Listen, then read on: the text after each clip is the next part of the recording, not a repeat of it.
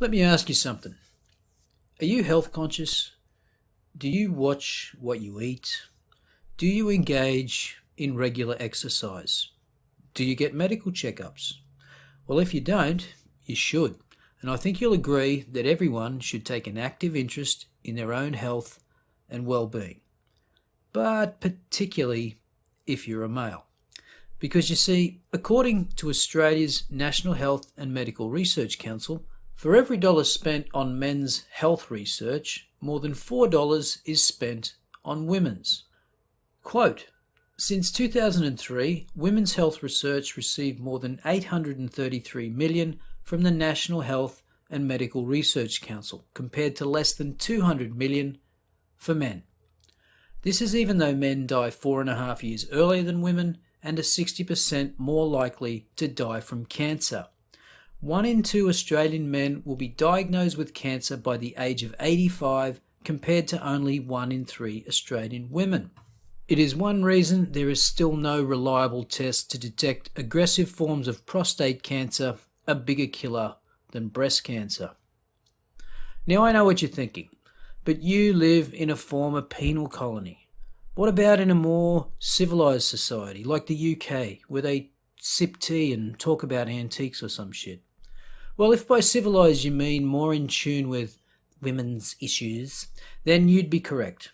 Because according to Peter Lloyd's excellent book, Stand By Your Manhood, quote, research compiled by Cancer Research UK illustrates that men are 16% more likely to develop every form of unisex cancer in the first place, then 40% more likely to die from it. 15 years ago, the UK's Men's Health Forum published stats that for every £1 spent on men's health, £8 was spent on women's. The ultimate insult, Peter says, it's all done at our expense, literally and metaphorically. The National Health Service is funded by the public purse, but it's men who pay a whopping 70% of UK income tax.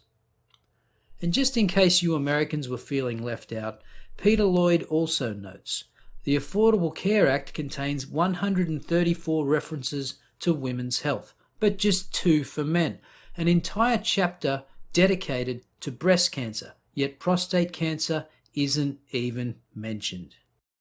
Now, going back to the original article about the state of men's health in Australia, we learned that men's failure to seek healthcare for themselves is partly to blame. Now, this is something that you often hear, but is it really accurate? Now, after some digging around, I came across a newsletter from Andrology Australia, which is the Australian Centre of Excellence in Male Reproductive Health, in their winter 2008 edition titled The Healthy Male. Quote, there is a pervading myth in society that men don't visit their doctor. Andrology Australia conducted the Men in Australia telephone survey, which showed that 85% of men over the age of 40 had visited their doctor in the 12 months prior to the study interview. That doesn't really sound like men neglecting their health, does it? Also from the newsletter, 44% of doctors' patients are men.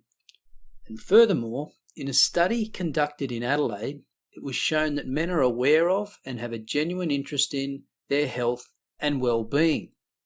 Quote, men don't just ignore the problem, but often think about it and actively self-monitor their specific health problem before they see a GP. Most men do seek help when they have not been able to fix the problem themselves. Well, I don't know about you, but it seems to me that men really are interested in their health and well-being.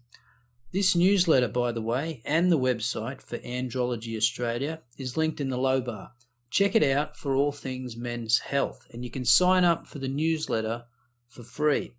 Returning again to the original article, the National Health and Medical Research Council notes that it dishes out funding according to the types of applications it receives, and because it receives more applications for funding for breast and ovarian cancer, they get the bulk of the research dollars.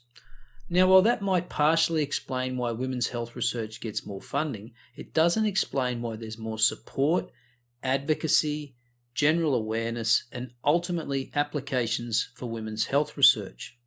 Well, let me offer the same answer I gave in response to the invisibility of male victims of domestic violence. As a society, we prioritise the health and well-being of women over men.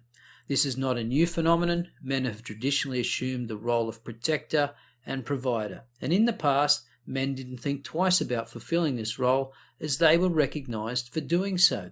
But today, not only do men not get the recognition of their sacrifices, they are routinely demonised, marginalised, or simply forgotten about, because we are told men are resilient and they can take it. Well, I submit to you, gentlemen, that the time for taking it lying down is over. So the next time you're asked to make a donation to an organisation like the Cancer Council of Australia, tell them that you'll only make a donation if they can guarantee it'll go towards redressing the huge gender imbalance in health research funding. And while you're at it, ask the Cancer Council of Australia, why is it that they have a large advertisement on their homepage to donate to the Pink Ribbon campaign in October, and not a similar campaign for cancers that are specific to men? You know, seeing as though Men's Health Week kicks off in June, I'm sure it's just an oversight.